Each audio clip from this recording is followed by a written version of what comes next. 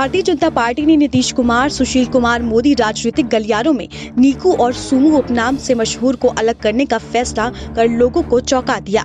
ये इसलिए कि बिहार में एनडीए अगर सत्ता का हिस्सा रही तो उसके पीछे कहीं न कहीं सुशील मोदी के राजनीतिक कौशल की महती भूमिका रहेगी।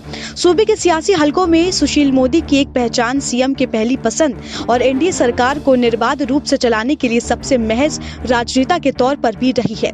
पर 30 वर्षों से अधिक समय से बिहार भाजपा के बड़े चेहरों के रूप में स्थापित रहे सुशील मोदी पहली बार राज्य सरकार में शामिल नहीं होंगे।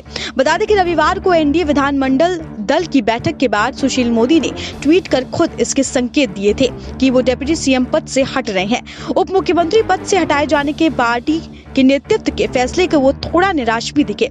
अपने ट्वीट में उन्होंने एक और आभार जताया तो दूसरी ओर ये भी कहा कि पद रहे या ना रहे, कार्यकर्ता का पद कोई नहीं छीन सकता।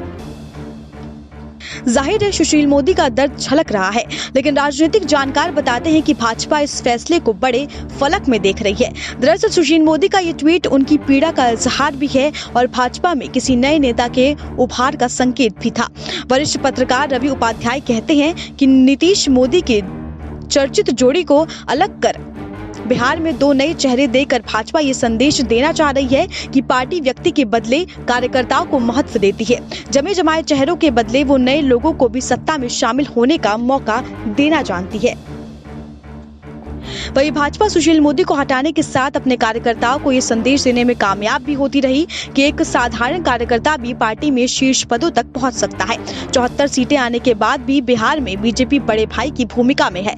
वरिष्ठ पत्रकार रवि उपाध्याय कहते हैं कि बीजेपी चाहती है कि अब सरकार में हस्तक्षेप बढ़े, लेकिन इस केंद्रीय नेतृत्व को पता चले कि सुशील मोदी के रहते हुए यह असंभव है, क्योंकि साथ में रहकर नीतीश कुमार के खिलाफ सुशील मोदी नहीं बोल सकते। सुशील मोदी को बिहार में सत्ता की राजनीति से हटाकर भाजपा ये भी संदेश देना चाहती है कि अब खुद के बल पर खड़ा होना चाहती है।